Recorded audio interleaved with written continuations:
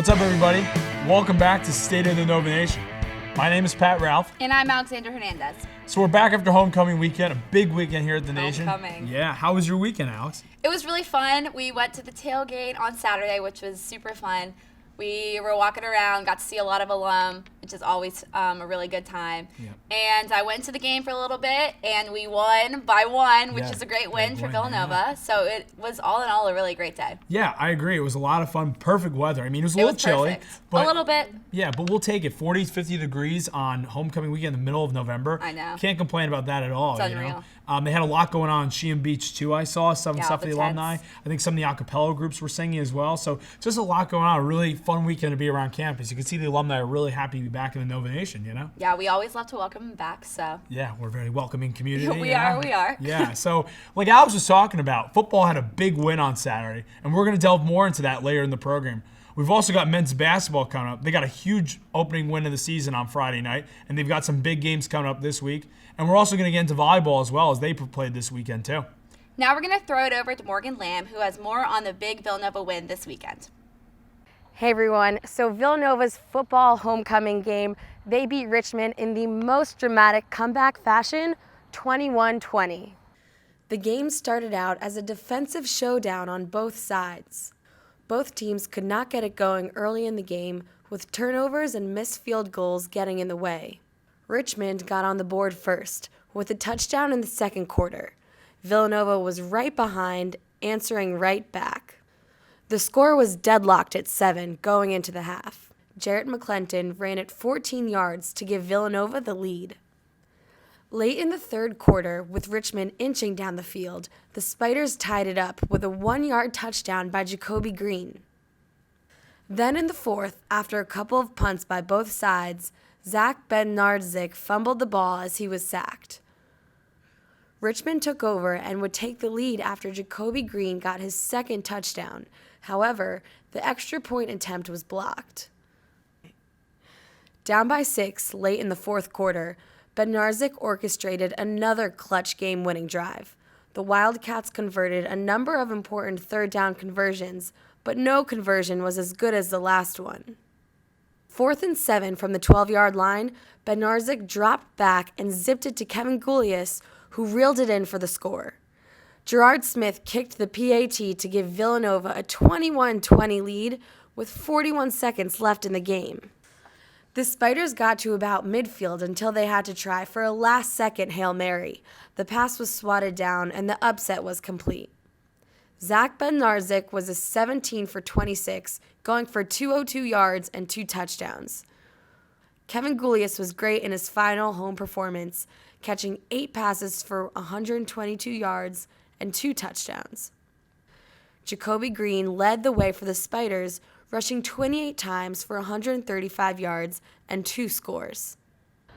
I'm at Villanova Stadium with Villanova senior Patrick. So Patrick, you were there on Saturday. Can you please explain the excitement and ending to this amazing football game? Well, you're right. It was truly an amazing game and a great game to send off these seniors. It was their last home game for a lot of these seniors who have had an absolutely great career over their 4 years. And of course, they did it in dramatic fashion. I'll talk a little bit about that last drive. So Richmond came down all the way downfield. I think it was about an 80-yard drive. And they scored a touchdown to go ahead 20-14.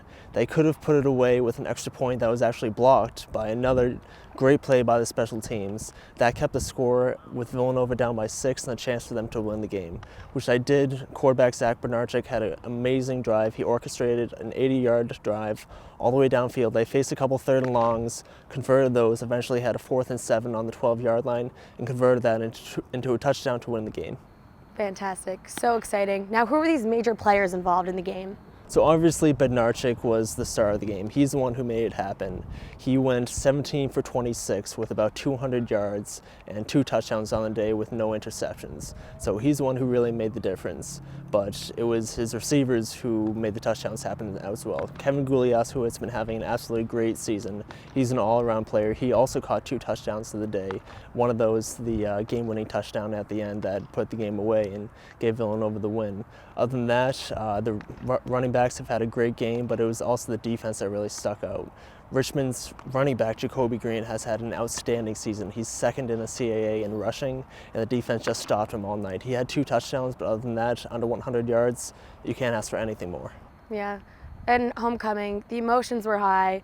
This game has a lot of meaning to it. It's more than just a victory. Could you explain that a little bit, and maybe how does it set up the Wildcats for them to go on with their season? Sure. So as you said, this was much more than just a regular season win. This was homecoming, senior night, de facto playoff game, all wrapped up in one, and they really made that happen.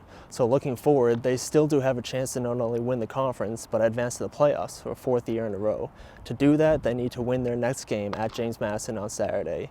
And Richmond, the team who they just beat, needs to beat their rival, William & Mary, on Saturday as well. That's a home game. Both games are likely that Villanova will win and Richmond will win. If those 2 things happen, then they have a chance to go to the playoffs once again. Great. Fantastic. Well, Patrick, thank you so much for your time. That's all we have here at Villanova Stadium. I'm Morgan Lamb. Back to the studio.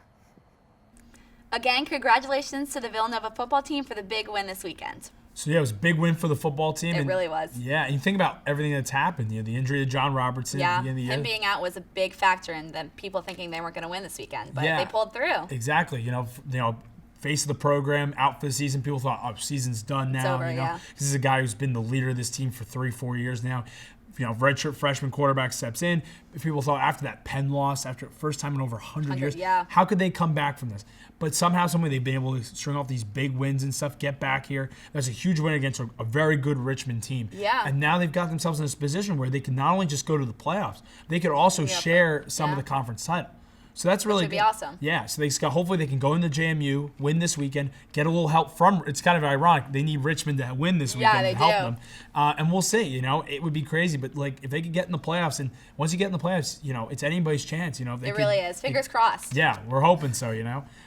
Also, like football doing well, the basketball team got off to a great start this past Friday with a win over Fairleigh Dickinson. Let's send it now to Kristen McGrath. She has more on how the team did. The Villanova men's basketball team was back in action on Friday night when they took on Fairleigh Dickinson right here at home. It was their season opener, and an exciting opener at that, beating Fairleigh Dickinson 91-54. Men's basketball began its mission on Friday night against the Knights. The Wildcats found success in the paint early, where Daniel Ochefu had a big game. The 6'11" center bullied the smaller Knights forward en route to a double-double performance. Ochefu finished with 16 points and 10 rebounds. The Wildcats were just much more physical. They out-rebounded FDU 53-37 and outscored the Knights in the paint 41-16 for the whole game. Villanova took a commanding 50-22 lead going into the half. The Wildcats continued to roll in the second half. Everyone got a piece of the action for Villanova. Each member of Villanova's starting lineup scored in double figures. Jalen Brunson impressed in his debut, scoring 12 points and dishing out 4 assists. Chris Jenkins had 14 points, Archie Diacono had 12, while Hart had 10. Darian Anderson was the only bright spot for the Knights, scoring a game-high 21 points. So tonight I've got Larry with me to break down what we saw at the game. Larry, the Wildcats looked great. Their starting lineup meshed really well together. How did you think they did? Absolutely. It was a fantastic performance from the Wildcats. Fairleigh Dickinson from the start just didn't have the talent to match up. A good game from Anderson for them, actually related to Dwayne Anderson, former Villanova Wildcat. So, good game from him. But other than that, Villanova just absolutely dominated. And that started in the post. That started with Daniel Ochefu. 16 points, 10 rebounds for him, dominating on both sides of the basketball. He'll be able to do that all day against non-conference opponents. When he gets in the conference schedule and in the tournament, he's still got to show that he can, go up against some of those top big men. But for right now, he's dominating these non-conference opponents. And also Jalen Brunson, I thought, looked terrific as well. Just, staying in his element, not doing anything too flashy, and, scored 14 points in that game, 4-6 shooting. So good stuff from Brunson. With Brunson being another guard, very similar to Archie Diacono, a lot of people kind of questioned where they both fit in the lineup. They both play similar positions, similar roles. I think they looked great together. How do you think they did for the first time? Absolutely. Yeah, the two of them looked terrific, and they looked great in the pace game as well. And really, it's all about versatility for this team. There's a lot of different moving parts, different positions that guys can play. Post-game, Jay Wright talked about how there really is no point guard in their offense. They just have Villanova guards. So I thought that was a great point by Jay. And it's really why those two guys have such great chemistry from the early going. And Jalen Brunson being, able to push the ball in transition, that's huge because Arch is now able to accelerate along the wing and look for his own shot as well. We also saw a standout, real great game from Daryl Reynolds. Definitely a lot more confidence this year. He slammed the ball down a couple times. Say Chef gets in foul trouble or he gets hurt, God forbid, I think we could see Reynolds step up there and be confident in that position. Absolutely, and we really haven't seen much of Reynolds the past 2 years, but Daryl Reynolds was fantastic in this game. 9 rebounds, that's a career high for him. 5 points, that's also a career high. Just great stuff all the way around for Reynolds. I think it's interesting how he got his points off putback dunks, just finishing right at the rim, and that's exactly all you can ask for him. But rebounding the basketball, he can do that just as well as Ochefu. So he will be able to fill in, if anything bad should happen to Ochefu, or just, when he needs a breather. Right. Do you think the starting lineup's going to stay the same for every game? We always see Phil as a 6th man. I think he could kind of squeeze in there sometimes, but I think this is a solid starting lineup for them. Yeah, I think Jay Wright likes to kind of stick with the same guys most of the time, so he's not one to change up his starting lineup too much. But we could see throughout the season, this team, there might be a certain matchup. For example, Providence is a very small team that likes to run and gun. Maybe he wants to start 3 guys against Providence. But again, he has that luxury because this team is so versatile. And tonight we've got Nebraska. I haven't heard much about Nebraska. I think it'll be a little tougher game for the Wildcats, or how do you think they'll play out tonight? Absolutely. Should be a good game. I think Nebraska is a little bit more talented than Fairleigh Dickinson. They've been to the tournament a couple times. We're the 11th seed a couple years back when they had Teron Petaway. Just not as good of a team this year, though, in a little bit of a rebuilding mode. So we should still expect a win for the Wildcats in this one. Good. All right. Well, you guys heard it here from Larry. Come out tonight to the Pavilion to see Villanova take on Nebraska.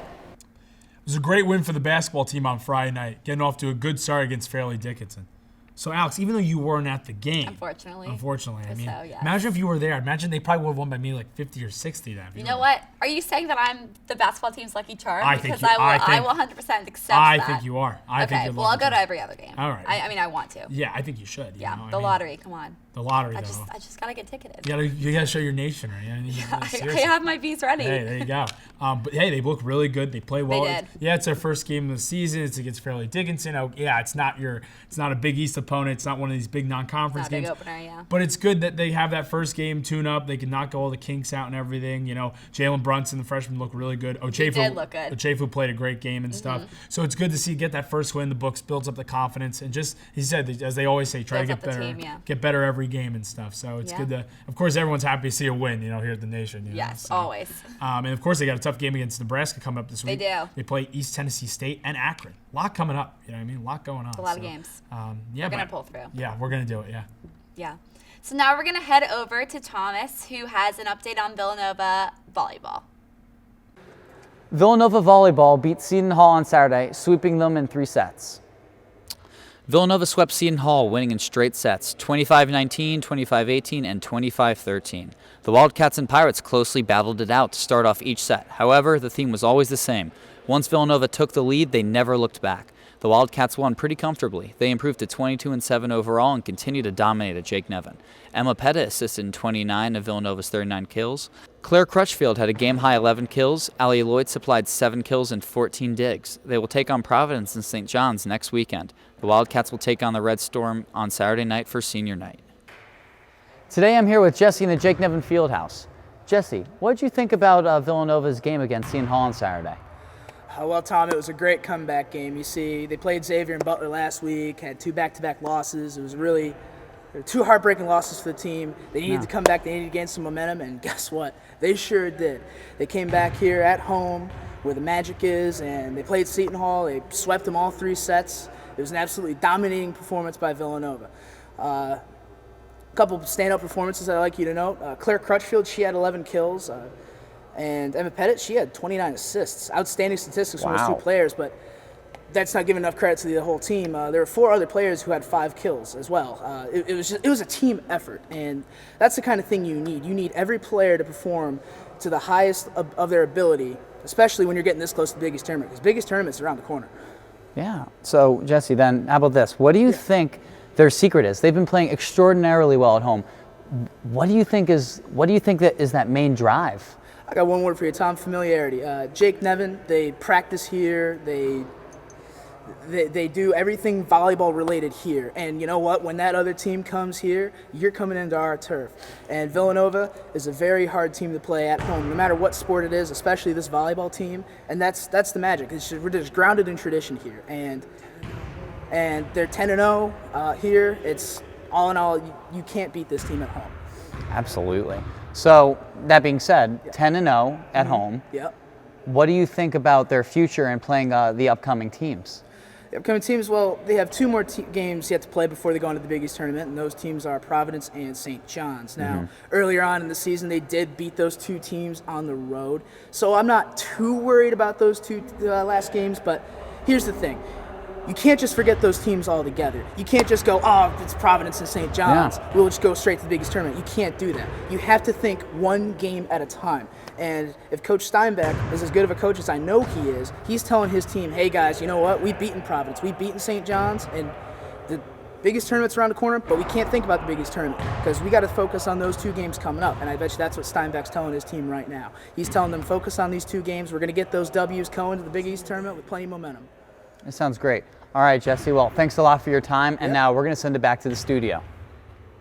A big congratulations to the Villanova women's volleyball team who swept Seton Hall this past weekend. So that's now 10-0 at home. Undefeated at home. Yeah, taking good advantage of playing well at home, and they're having an incredible season. They really are, yeah. That's one sport we talked about consistently. I think almost in every episode. Yeah, highlight after highlight. Yeah, they're playing well. It's nice too because we always know football does well. Basketball, lacrosse, they get a lot of attention, but it's nice to see someone else doing well. And hopefully, Definitely. I think they qualified for the Big East tournament. They did, yeah. So we'll see how they do with that. Yeah, finish the season strong. We'll see where they go from there, and really finish off the season on a high note, Yeah, definitely. Yeah. So we're going to now consent to our good friend Brendan Donovan, who's got the weekly rundown for this week. Hi, and welcome to the Update Corner here on State of the Nova Nation. I'm Brendan Donovan, and I'll be giving your highlights and scores for all the Wildcats action. Women's basketball opened its season on Friday. Villanova launched a fierce comeback, overcoming a 19-point deficit in the fourth quarter. Unfortunately, NC State had other plans, holding the Wildcats off at the end. Villanova lost 70-64. Caroline Coyer had 24 points and 7 rebounds. Adriana Hahn contributed with 14 points off the bench. Alex Lewin added 11 points. Men's and women's cross country headed to the West Windsor Fields for the NCAA Mid-Atlantic Regionals. Patrick Tiernan won his second mid-regional individual title, clocking in at 30 minutes and 15 seconds. Rob Denault and Jordy Williams joined Tiernan in the top 10. Overall, they finished third as a team. For the women's team, Angel Piccarello led the way with a 7th place finish. Siofra Clary Butner and Bella Berta cracked the top 25, finishing 17th and 22nd respectively. The women's team finished 4th overall. Both teams will be advancing on to nationals next weekend at Louisville. That's it for highlights and scores this week. Back to Pat and Alexander. Thanks so much for tuning in to State of the Nova Nation tonight. And make sure to tune in next week for one more episode before we head off for Thanksgiving break. Now, Pat, I have to agree. We had a great episode tonight, Great. But I know that there's one thing that the viewers are probably thinking that they missed. What do you think? What do you think they missed? I think thought we covered everything. Yeah, no, but we didn't because we didn't have our weekly conversation. You're right, we didn't because we couldn't get anyone this week. No, we tried really hard though. Yeah, first off, we went to Wingers to find Harry Styles because apparently Campco wasn't good enough for him. No, he wanted to go next door to Wingers, get the real American feel. Yeah, he wanted to come back just for Wingers. We got there, and he wasn't there. Yeah, so it's a complete lie. Yeah, it turns out he wasn't even in the country. He's actually in London where he's from. His big album just came out, One Direction, made in the AM. So he wasn't even planning on coming back to Wingers. So you're right, yeah. It's kind of sad. And then we thought that Pope Francis was coming back just to come to Villanova. Because he missed us on the trip here. Yeah, exactly. So we thought, he'll come back. We're going to see him, right? He's going to be at the Villanova church. Nope, not there. Nope. He wasn't there. He was in Rome. Yep. And where he lives. Exactly. So. And then we also heard, too, that Donald Trump was going to come to campus. He was going to build. Huge. Huge. He was going to build a wall. It was going to be great. Yeah. But then we found out that he didn't like how all the girls and guys walking around had their Starbucks red cups, and he wants to boycott. So he wasn't about, so he didn't come. So unfortunately, we have no interview for this week. We don't know who we're going to get next week. Maybe Scooby-Doo, I heard, is in the works. Oh, I heard, or I don't know. Maybe if him and Shaggy are talking again. Yeah, we don't know. We're going to have to check. That might be part of the interview, though. Yeah, that's true. Are they talking again? So we'll see. But It's unfortunate we didn't have the interview today. We'll make sure we have one next week. Yeah, next week. Next week. So, as you know, thank you so much for tuning in tonight. We really appreciate you checking us out. As I said, my name is Pat Ralph. And I'm Alexander Hernandez. Thanks so much. We'll see you next week. Okay. Really, it's a shame about Scooby-Doo. Top 5 favorite Britney Spears songs. Go. Okay, definitely number 1 is "Hit Me Baby One More Time." Hit me, baby, one more time. Hey, Jesse, what's I up? must admit, it's killing What do you think? me. Top 5. Spears, I Hit Me Baby.